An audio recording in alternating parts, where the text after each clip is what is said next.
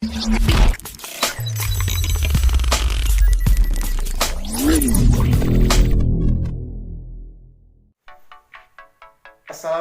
warahmatullahi wabarakatuh.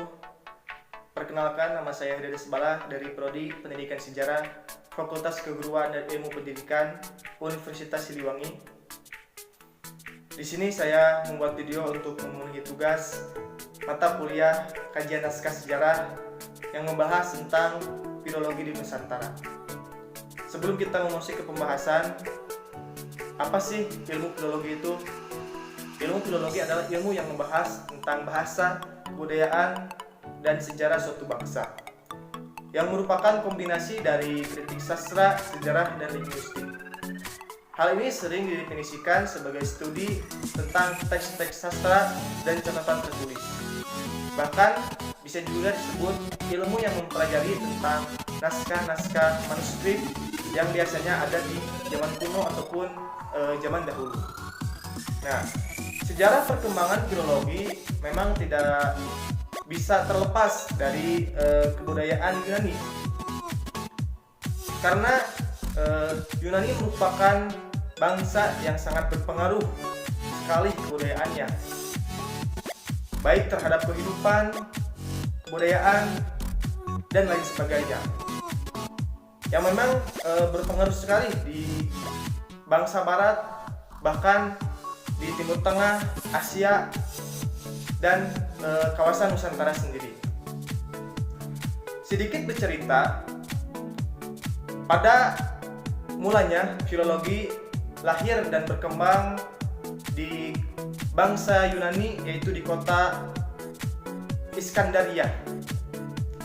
Menurut Barid, pada awalnya ilmu ini untuk mengkaji peninggalan-peninggalan berupa tulisan yang berumur ratusan tahun dan hanya mencakup tentang bahasa Yunani, dikaji dan juga dibahas apa sih isi dari tulisan tersebut.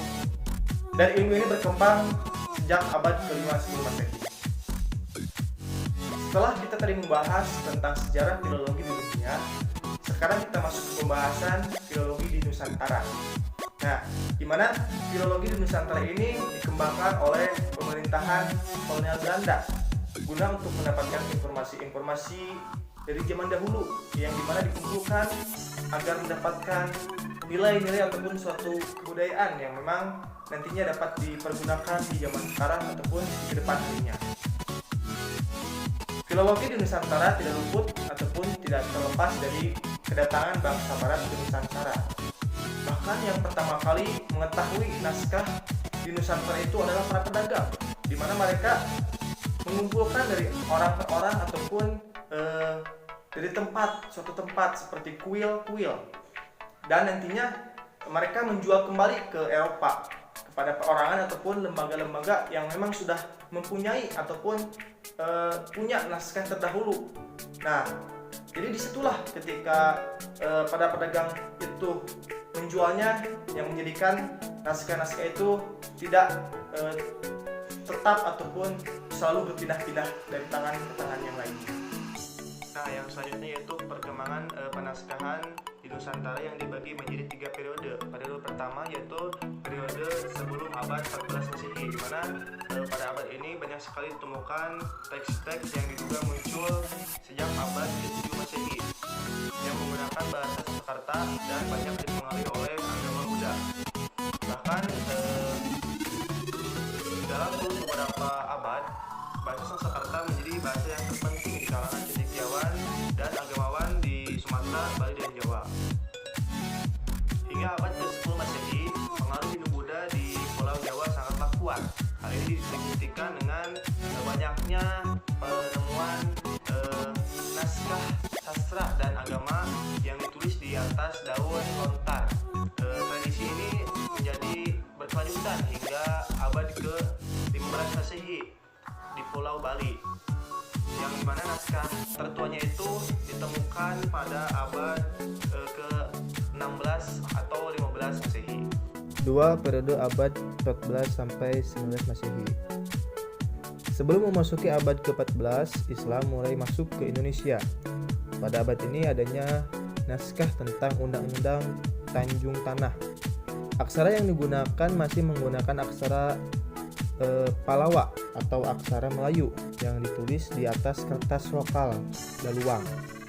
Naskah tersebut berasal dari abad ketika Islam masuk ke Nusantara, dan itu merupakan salah satu naskah terakhir Hindu-Buddha.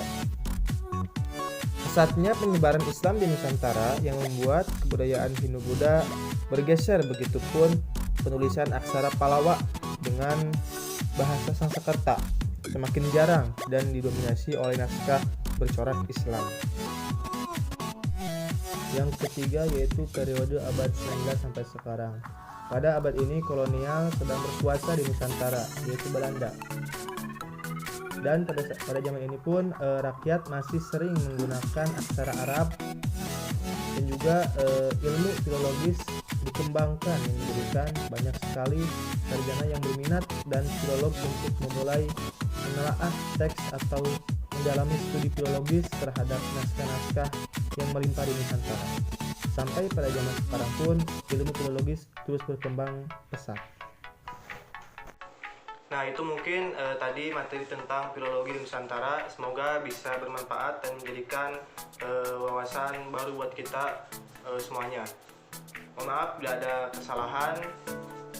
Assalamualaikum warahmatullahi wabarakatuh.